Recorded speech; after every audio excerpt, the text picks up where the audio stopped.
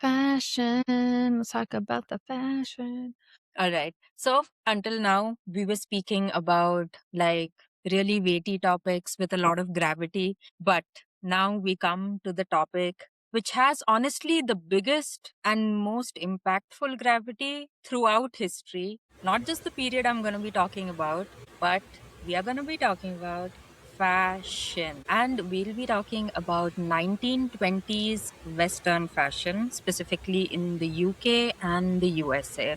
Now we have to remember until the World War, we primary nations, especially first world nations, had not seen shortages in the real sense of the word. Like scarcity was something that you could easily imagine, say, a third world country going through, but scarcity in like first world nations post World War One, it was a strange era to be in. Yes, the most practical aspect of shortage in clothing was what led to a huge modernization in fashion, specifically for women in the 1920s. Now we have to remember clothes have always been used as some form of social control for women. I'll give you the biggest example. Like, I'm in India, I'm an Indian, and I'm a woman.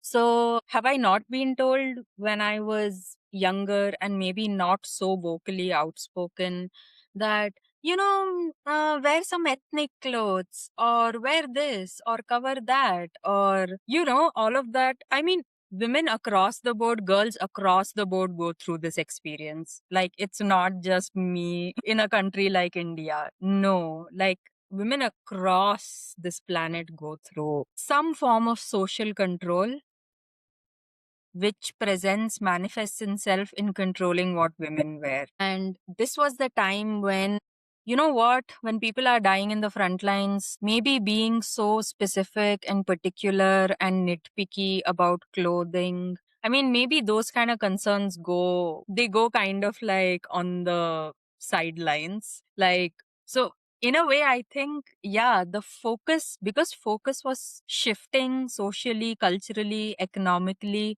that this shift allowed for a crack to take place. And that crack was the modernization, and modernization in terms of 1920s women's fashion. This was the first generation in eons altogether wherein women actually evolved through fashions out of the restrictions that were placed on them because of gender roles. So we are seeing that it's not just financial autonomy or being able to select your representative. I mean, freedom was also flowing into cultural aspects like fashion. And now fashion having agency over what one could wear changes the outlook and personality of a person in a way where they can authentically understand themselves and now even express themselves. And what a time to be born in. I mean, no more corsets, no more petticoats, no more weird wires and underwires and God knows what else went into restrictive clothing. But now women wore looser, cooler clothes that revealed arms and legs. Ooh, my oh my, how the mighty have fallen. How the traditionalist mighty have fallen. Yes, women were showing arms and legs. Ooh, big deal for back then. And hemlines were shortening. Yes, that's the whole thing. Hemlines were shortening inch by inch by inch. And why I think this was a cool thing is because for the first time, clothing became something that allowed and flowed movement instead of controlled and restricted movement. I mean, how cool not having to wear a damn corset. And this was a okay, so women's fashion was like going through a huge transformation because I mean, come on, it's fun being a girl and fashion is fun being a girl. So, yeah, looser clothes, A-line, very rectangular dresses, beads, a lot of like even feathers. So this was a time when a lot of experimentation was going on when it came to how you self express yourself through clothes. And this was the time when men also were able to come out of restrictive clothing in their own sense and actually adopt more of less formal daily attire and more athletic clothing, or something known as sportswear or casual clothing, casual formals. Like, these are the kind of words that started popping up in mainstream men's fashion. And see, post World War was like the time when finally, like, guys started wearing the three-piece suits, which the iteration of which we see today. Because previously they were wearing tailcoats. They were wearing tailcoats and they were wearing cravats or carvats. I don't know what it's called. And they were wearing these restrictive bow ties. But yeah, fashion changed. Fashion became more practical. Fashion became less a matter of indulgence and more a matter of beauty with utility. So, this is the time when you see the classic tie with a vest and the suit being double breasted, or in today's fashion, single breasted, specific lapels. And yeah, just like chiller, cooler, easier, wearable clothes. So the new emancipated roaring 20s women had what is still considered really peak fashion and really chic, and that is the classic bob. This was the first time in generations altogether in the Western world where women cut their hair and let it flow freely. Like, again, if clothes can be a means to socially control half of the population, then hair is another way to control them. And yeah, this new emancipated woman was liberated. She had to go to work. She had to maybe even wash dishes at home. She had to, again, be able to hold beauty while being able to live it in a utilitarian way. And yeah, I've had bobs. Like, I think a couple of years ago, I was like a strictly bob hairstyle kind of a girl. And see, you can see currently Katie is rocking a bob. So yeah, if you guys are imagining a roaring is classic bob, Katie's hairstyle is like one great iteration of Thank it. you. Thank you. I also like to think that have you heard that like the fast bob? You know those bobs that are like I don't know. It's like a Gen Z term, like the really like clean, sharp like bob, like the Yeah. chin, like I've had that before. I've done that. Yeah. I think I would have done well in the 1920s. Fashion wise, I think, yeah, it was a great time to be. So, now that we've spoken about how fashion was kind of changing and growing and evolving, now we'll come to the fashion yay or nay of the 1920s. And the first fashion trend was the bob.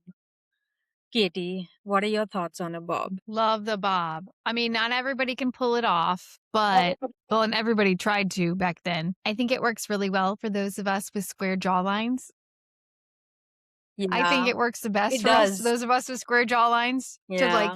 This, define and, even this is a little longer than I normally have it, but I'm actually, but you know what? I go from like, I'll go short, not that short anymore, but like pretty short and then I'll grow it out more and then but this for me is long, but I always do like a long forward flowing bob. I find works well with the square jawline. yeah. No, I agree. I completely agree. Even I had Thanks. exactly that kind of a bob that you're describing. Okay, what do Yeah. you think Oh, about like a Bronwyn from Real Housewives. Yep, I was just gonna say Bronwyn from Real Housewives. Yeah, Classic she rocks that clean cut ass bob. It bob. looks good on her. But I think that, yeah, like the having the bob, it's a sense of freedom. It is. It's so freeing to have a bob. It just feels so nice and like light and, like you can take on the world. So I can understand why it was so popular back then, even though it probably didn't look good on everyone. I can understand why they felt like they could take on the world back then with this light, short haircut versus, remember I said they had in our last video, they would grow out their hair and just barely cut it. I mean, it would be down to their butts and it used to have to, tie it up and do all this stuff to it. And now it's just straighten it out and go. But even though everyone was rocking a bob back then, it didn't look good on everyone, but Yeah. they all got the benefit of feeling like a new age woman and like you could take on the world. and you don't have the weight, of patriarchy and things holding you down. It's symbolic. I feel like the bob is symbolic. And like it's just like the bob and like bangs. Women go through breakups and they end up not always, but they end up like cutting their hair, or getting bangs to freedom. Yeah. No, I completely agree. Yep. Yes. So we are giving the bob a yay, 100% yay. From all of this, I can basically understand, but that both you and I are big bob yays. We love a Yay. good bob. All right. So this was the bob. Now, another accessory related to the hair, something that was called cloche hats, aka today's 2020s bucket hat. Yes, but I So like now, cloche hats much better. yeah, the bucket hats are like kind of a strange iteration of the cloche hats. But like imagine, your bob, your asymmetrical bob peeping out, and you have a cloche hat, and it's winter, and there's gonna be a snowstorm across New York. And honestly, fun fact, so I have a big head. I have a big Irish head, and hats do not look good on me except the cloche style. I've had a 1920s style hat before, and it looks so cute. And I don't know whatever happened to it, but it was, like a more felt, like, winter hat. And it's the only hat that has ever looked good on my head and for my face. Telling you, you're a 1920s girl, Yep. stomping New York City or Dublin's Dublin. streets, being a revolutionary. I would move from Dublin to London probably back then because Dublin wasn't as happening. London, Oh, it was like London or New York. Those are your two options. I mean, you could have Hollywood as well. In Hollywood, they had all that, but was really happening in like the jazz clubs and like that scene. Again, that scene that like where these flappers were hanging out and all this new fashion were these like underground jazz clubs. And back then it was yeah. like seedy, it was like, oh my gosh, and like oh, there's a jazz band and it's people of color are the musicians. What? Again, watch Downton Abbey. It's in there. And in the But yeah, US, there's alcohol, yep, prohibition alcohol. era. Ooh, Yeah. the fun it is to do something sinful. Yeah, we had that for a long time. How fun to be a minor criminal by indulging in an illegal substance back then, alcohol, and going Yep, to like seedy underground speakeasies with your chic bob, hiding behind a cloche hat, yep. wearing a flapper girl dress, Well, then what they would do is the also the women, they hemline. would they would wear they would still a lot of times wear the garters. I don't know if they did in the UK, but in the US they wore like, the garters. So your pantyhose wouldn't be one big like thing to get into. It's individual and your garters would hold them up and the women would have flasks and they would hide the flasks in their garters. Can't keep a woman away from her beverage. You just can't. Yep. Yep. Today, what we are hiding in our Stanleys, back then they had chic little flasks in their garter. Yep. So what are we All saying? The right. So the hats, next, yay? oh yeah, Tosh hats. Okay, so personally, I can't say yay for any hat because hats don't look good on me. Firstly, I have such a big head. On top of that, I have like really curly hair. No, the only thing that can look okay around my head is a hoodie. Yeah, hats are like Oh, I bet strictly that's not not for me. true. That's All right. probably Well, you not gotta try true. a I think cloche hat. there should be some designer who works on large heads and really curly hair. I'm sure there will be someone. Yeah. Please comment if you know someone who makes good hats for large heads like mine. Yes. But as a trend, I give cloche hats a yay. Definite yay. Okay, next is something that is so universal, is so classic that it exists even today. And even today, women are in a chokehold when it comes to the little black dress. This was the time when the brilliant, the great, the transformative designer Coco Chanel introduced the little black dress. What a Great invention. I mean, I love little black dresses. And of course, by little, people get your mind out of the gutters. This is the 1920s. Little means being able to see a woman's ankle.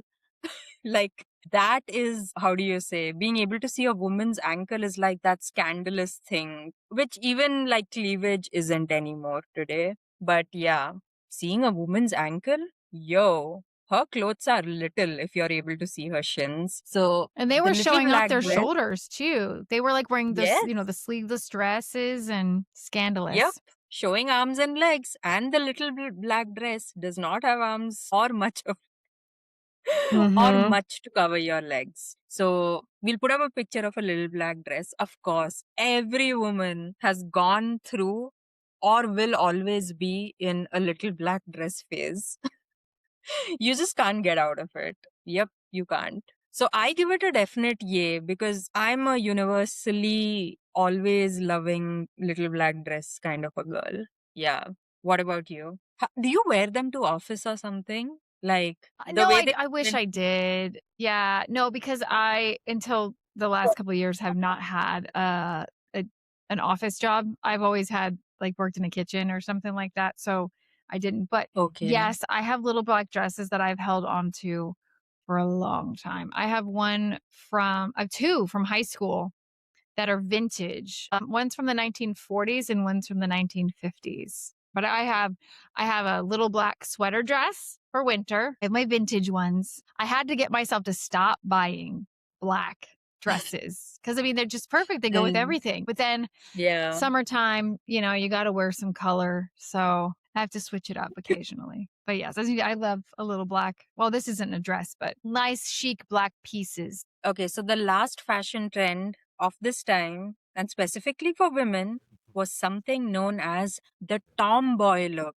This was the first time that women were allowed, and not just allowed, they push their way through with their big invisible horns.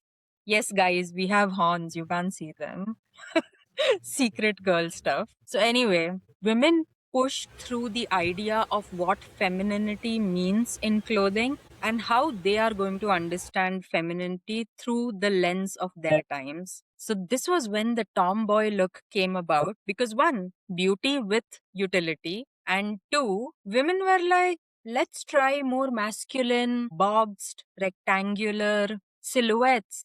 Let's try things that are not, you know, typically supposed to showcase our assets, like things that hug our curves, and you know how we are described in books written by men, the buxom babes, okay, the bosom and the buxom and the whatever language, whatever euphemism they used to use for boobs and ass. Yeah. Basically, T and A. An ass. so, whatever was supposed to showcase these assets of women, which technically had practically reduced them to the status of being property to men, now that they were not, yeah, they were like, we are going to wear things which allow ease for us, which translates into ease for us, while of course we hold on to fashion as well. And see, this is where women, I think, in fashion, we're able to like have the best of both worlds, where you can dip your toe and have an androgynous look, okay, but at a moment's notice, you can be like, nah, I want to be the pink feminine, cutesy, girly, whimsical, magical Yeah. looking princess. Oh, Like, and pants. Oh, sorry, but I don't know if that's a yes, different section, but if I don't yeah, not to take over. I didn't know if you had a no, no, it's separate thing for not. pants, but this was the women who started wearing pants. Yeah. Oh no, I forgot about pants. Well, we can add it into this section when you're talking about like more androgynous. But yeah, in the 1920s, women wearing pants um was starting to not be seen so much as taboo because it was finally coming part of that. It was allowed in fashion for women. Yeah, exactly. And they would even wear pants for hunting. Like until then, I don't think even for hunting, women used to wear like trousers. But in the show as well, in the show Seven Dials, Bundle is wearing trousers during hunting with her friends. And but again, even in the show, we see that. the looks of that time are very, again, androgynous. They are more gender neutral silhouettes. They are more angular. They are more masculine looking. They are more boxy. They are more rectangular. They are not hugging your buxom bosom, whatever, whatever. It's all of that's not happening. We have the classic tomboy look going on right now, where again, women are having the best of both worlds. Rock a pant or rock a skirt, whatever you want, ma'am. Yes. Yeah, so yes, to the tomboy look, do you give a yay or a nay? Yes. Oh, yeah. I mean, I give like triple thumbs up to the tomboy look. And I have essentially been a tomboy for the majority of my life. Like, okay, so firstly, I'm one of those kids, eldest daughter. My dad used to take me with him to the barber to get a haircut, like to a barber. Not this the That's same awesome. place, the same place where he would get a haircut, I would be getting the same haircut in the next chair. So That's so funny. yeah, I used to wear boy clothes all the time because I didn't like the feeling of frocks or dresses. So I was like, I would start crying if I would be put in frocks and dresses. So they had to put me in shorts or what is known as half pant in India. Half pants. Yes, the half pant. People listen to our episode on Confessions of a Teenage Drama Queen, you will know what a half pant is in India. So, yes, I would be wearing half pants and a t shirt. And then when I grew up, I started dressing like Ella. And I had a exact bob like Ella, like a neat, sensible bob. Okay, last. Nice. The classic three-piece suit for men, which was the kind of clothes that the young aristocrats would wear, like polo neck t-shirt, not t-shirts. This was not the era when t-shirts had become a thing, but more like three-piece suits and classic bow ties at like parties, but during the day they would wear like the normal tie, the modern tie that we see today. And this was in contrast to the long tailgates and the penguin kind of suits that men used to wear pre World War. So, yeah, the classic iteration of the three-piece suit for men, I will say yay, definitely yay. If Love you're a it. I guy and you love wear oh, a I suit, love it. But especially aha, a three-piece suit. It's that vest because then they take off the jacket and then they have like their dress shirt under the vest and then they unbutton yep. the sleeves and then they roll off the sleeves and they have the vest. Oh my god. That's also why I'll give it to you why Vecna looks so good in season 5 because of that three-piece suit. Like that's hot, man. It's hot. Yeah, really hot. And unlike if you're a guy, please wear suits. Girls, chicks really dig that. Chicks dig like good formal clothing, like good tailored formal clothing. Trust me, I don't want your ripped jeans. I don't Yeah. care. I don't Yeah, want your you in that t-shirts graphic without tee. collars. Yeah, I don't want you in that damn graphic tee. I know you love that rock band. Tell me about it in a three-piece suit. Or at least in a dress button down dress shirt, please, and trousers. Please. Like Yeah. that's the minimum I'm asking for. Hmm.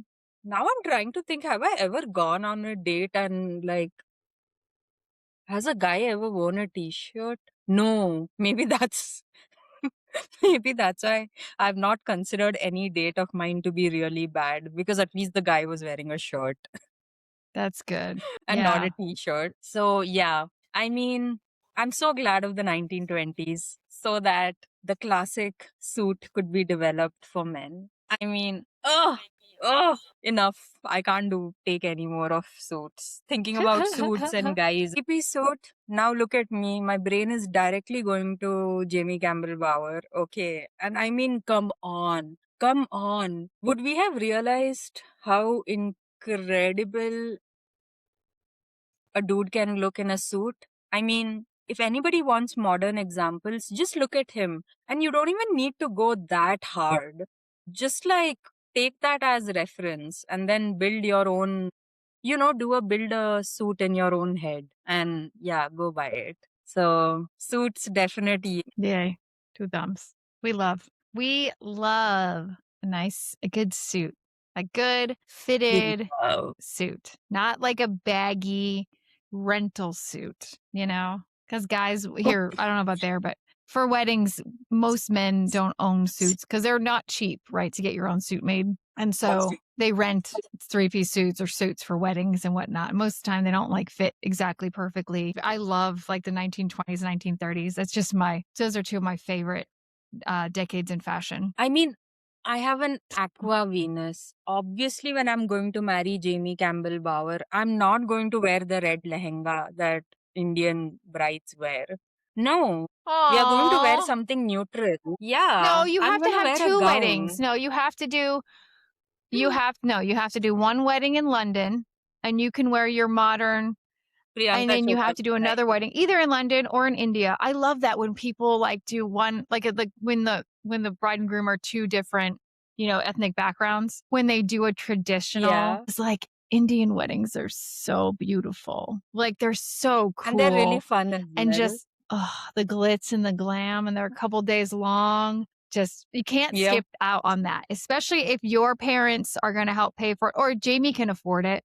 He can help pay. I'm sure he would love to get dressed up in whatever the grooms wear, whatever that's called. Yeah, he could wear a black sherwani. He would look good with the closed collar and all of Hmm. that.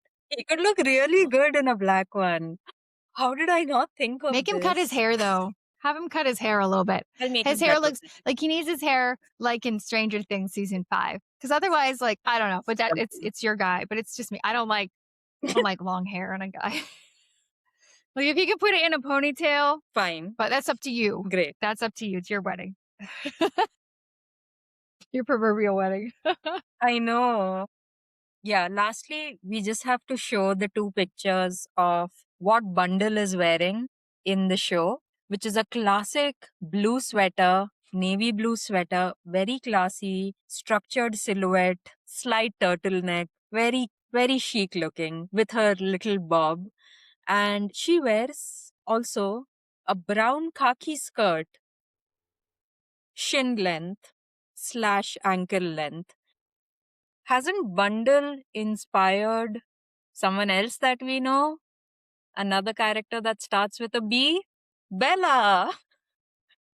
Bella thinks it fit that the first time when she goes to meet the Cullen family in Twilight, she chooses a blue shirt and khaki colored skirt below her knees. What is this fashion? I don't understand. Like, It's is it Mormon. so? It's Mormon fashion.